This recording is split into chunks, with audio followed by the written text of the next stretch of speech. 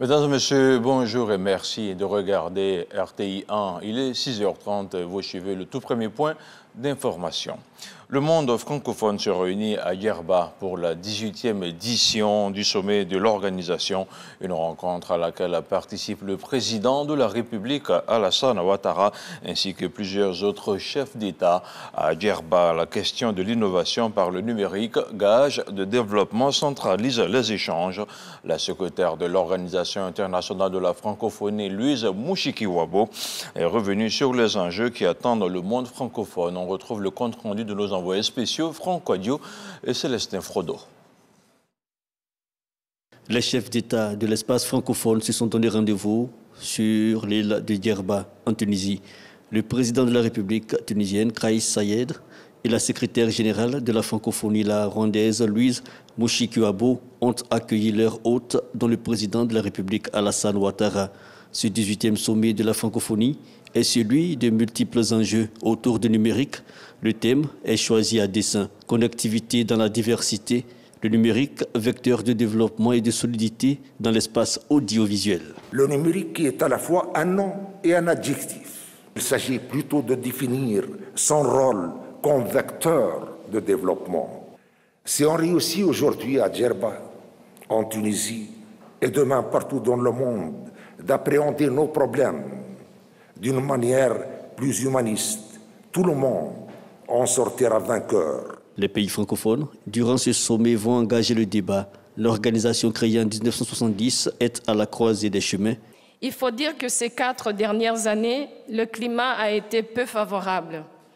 Des tempêtes d'une violence exceptionnelle ont secoué le monde et l'espace francophone. Une pandémie d'une ampleur inédite, la récession économique qui s'en est suivie, la multiplication de crises et de conflits politiques, les effets de plus en plus catastrophiques et de plus en plus tangibles du réchauffement de la planète. Mais je suis heureuse de vous dire que ces circonstances adverses ne nous ont pas empêchés d'avoir des résultats probants et encourageants. Une organisation ne peut pas changer, ne peut pas se réformer sans l'accompagnement des États membres, vous, les actionnaires de la francophonie. L'ouverture officielle close la traditionnelle photo de famille. Les chefs d'État ivoiriens et français et plusieurs de leurs homologues ont poursuivi les échanges sur le perron de la salle dédiée au sommet. On reste à Djerba où la journée de vendredi était consacrée à la 43e conférence des ministres de la francophonie. En présence de Françoise Remarque, il a été question de coopération multilatérale. Le point des engagements du dernier sommet de Yerevan en Arménie a été fait. Les participants ont aussi procédé à l'examen du cadre stratégique de la francophonie 2023-2030. Retour chez nous ici en Côte d'Ivoire, révision de la liste électorale. Le top départ de l'opération a été donné à Agboville par le président de la commission électorale indépendante. Ibrahim Koulibaly Kouibière a expliqué aux populations les enjeux de l'opération. Il a aussi exhorté les leaders politiques, religieux et communautaires à jouer leur participation dans la sensibilisation. En regardant le compte-rendu de Moussa Konaté. Lancement officiel de la révision de la liste électorale. Agboville, chef-lieu de région de l'Agné-Biatiassa, choisi pour le coup d'envoi. Il s'agit pour la commission électorale indépendante de mettre à jour le fichier électoral et d'actualiser la base de données des électeurs. L'établissement de la liste électorale est la porte d'entrée pour tout le processus électoral. Parce qu'il n'y a pas d'élu sans électeur. Il n'y a pas d'électeur sans que vous ne soyez inscrit sur la liste électorale. Parce que c'est l'inscription sur la liste électorale qui vous confère la qualité d'électeur, laquelle qualité vous permet d'être un invité au jour de l'élection. Alors, si vous n'êtes pas inscrit sur la liste électorale, vous ne pourrez jamais choisir celui que vous voulez. Voilà pourquoi il est important que vous veniez vous inscrire sur la liste électorale. Selon la CEI, le nombre total des électeurs en Côte d'Ivoire est estimé à environ 12 millions de personnes. À ce jour, la liste électorale enregistre 7,5 millions d'électeurs. Il y a donc près de 5 millions de potentiels votants à pêcher. Pour réussir ce pari, les élus cadres, guides religieux et acteurs communautaires sont mis à contribution dans la sensibilisation des populations. Aidez-nous à faire en sorte que le bond qualitatif observé en 2020 et qui a permis la captation de près d'1 million de nouveaux électeurs soit conservé ou amélioré. C'est au prix des efforts de tous que nous arriverons à atteindre nos objectifs. La commission électorale est prête à vous accueillir partout. Venez vous inscrire sur la liste électorale parce que c'est ce qui détermine l'avenir de ce pays. Participez au choix de ceux que vous voulez voir à la tête de notre pays ou à la tête de nos circonscriptions administratives. Pour l'opération, plus de 6 900 équipes de la CEI sont déployées sur tout le territoire national. Cérémonie de lancement également dans la commune d'Abobo avec le vice-président de l'institution qui y était. Koné Soro a été reçu par l'un des adjoints au maire, Maître Kamara Siaka Koné. On regarde le compte-rendu d'Angela Diallo avec le commentaire de Didier Nguesson.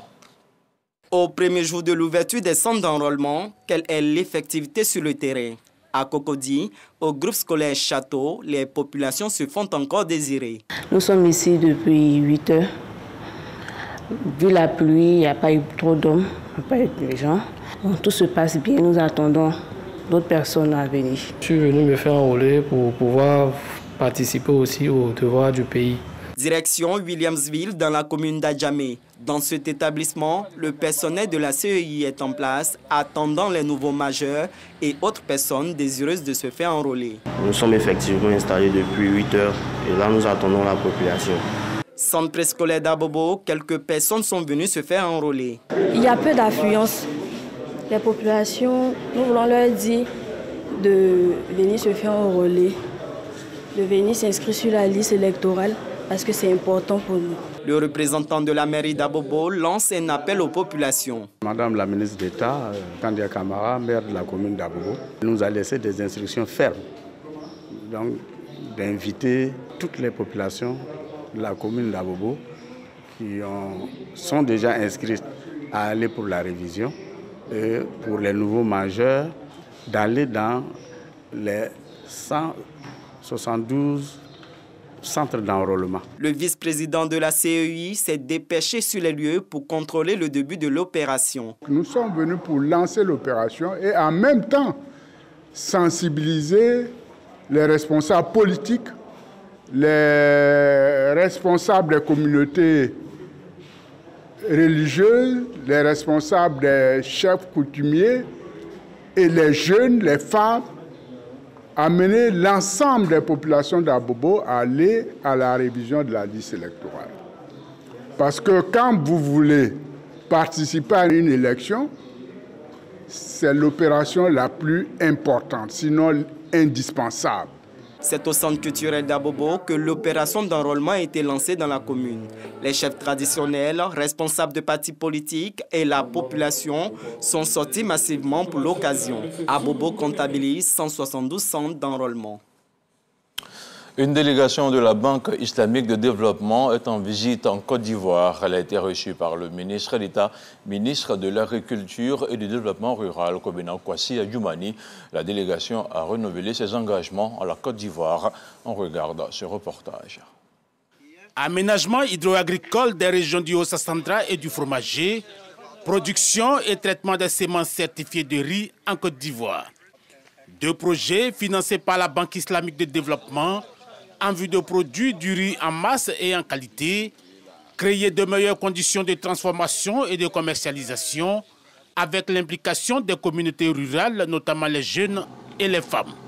Plus de 5 années après le démarrage de ces projets, la mission d'évaluation de la Banque islamique de développement espère une cadence d'exécution plus rapide. La mission a eu l'opportunité de faire les premières observations à partir des visites terrain. La banque est vraiment disposée à faire en sorte que nous puissions avancer dans le développement de l'agriculture et surtout du développement rural. Nous sommes très impatients de partager la vision et les résultats de cette évaluation de portefeuille pays une fois le rapport achevé. Ces projets rizicoles visent à contribuer à l'autosuffisance alimentaire et surtout à créer des emplois d'exploitants et d'ouvriers agricoles performants. Dans cette dynamique, l'urgence pour la Côte d'Ivoire est d'améliorer la compétitivité de son outil de recherche agronomique. Aucune agriculture ne peut se développer sans la recherche agronomique. Grâce au président de la République, nous en disposons. Et ce centre doit être réhabilité, ce centre doit être financé et la BID s'engage à financer donc la réhabilitation de ce centre pour le mettre à niveau. Une proposition bien accueillie par la banque qui, pour l'heure, mise sur l'aboutissement diligent du projet d'aménagement hydro-agricole des régions du Haut-Sassandra et du Fromager, tout comme celui de production et de traitement de semences certifiées de riz. Des projets pour lesquels sa contribution financière avoisine les 32 milliards de francs CFA.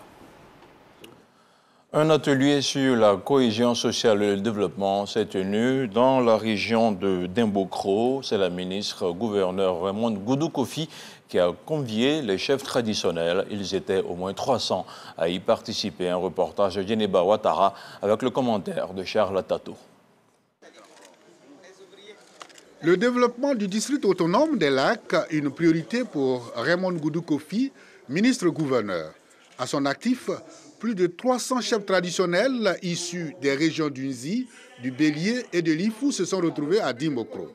Rencontre pour réfléchir sur les problèmes qui minent les différentes circonscriptions administratives du dit district, notamment l'orpaillage clandestin, les conflits entre agriculteurs et éleveurs et les feux de brousse.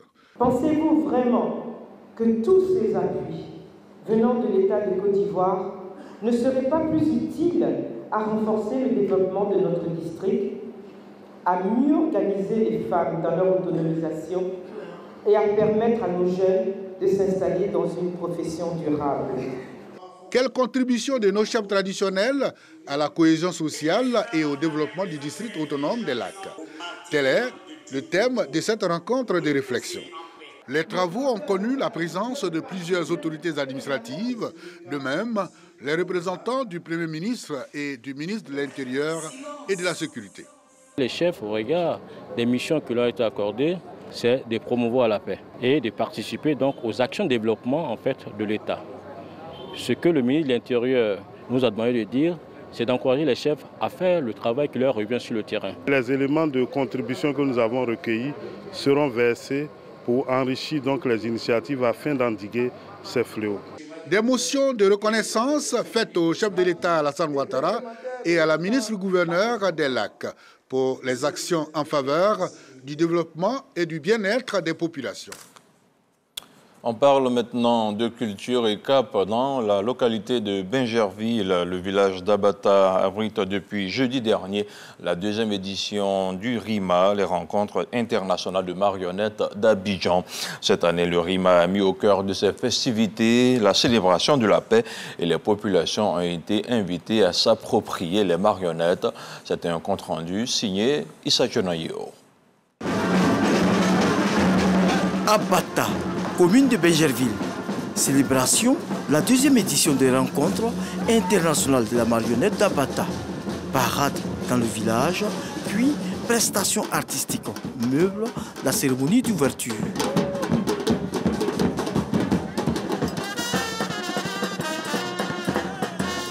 Double médaillé des Jeux de la francophonie et lauréat du prix d'excellence dans la catégorie des arts vivants avec sa compagnie Ivoire Marionnette. Soro Badrissa indique que la création de ces rencontres vise à inculquer la culture de la marionnette aux populations. Nous avons mis la Côte d'Ivoire à l'échelle mondiale de la marionnette avec 2 médailles d'or. Donc pour maintenir le niveau, il a fallu vraiment créer une activité et pour qu'on puisse rassembler, on va dire, les acteurs de la marionnette du monde en Côte d'Ivoire. Pour cette deuxième édition, la paix est au cœur des préoccupations. On a une conviction avec Ivoire Marionnette que l'art est un médiateur de paix.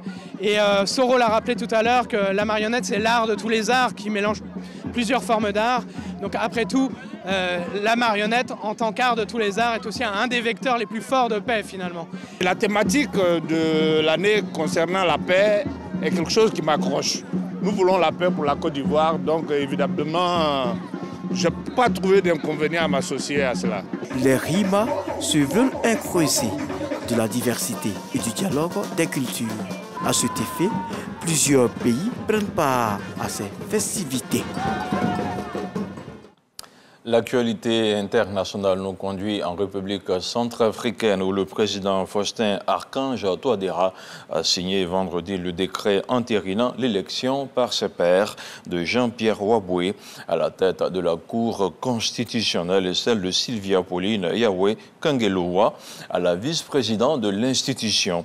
Jean-Pierre Waboué, président de la Cour par intérim depuis le 27 octobre dernier, assurait l'intérim de Madame Daniel Darlan, retraité par le président Touadéra Archange. Daniel Darlan, qui refuse d'ailleurs de reconnaître la légitimité de la Cour actuelle où 3 sièges sur 9 restent vacants.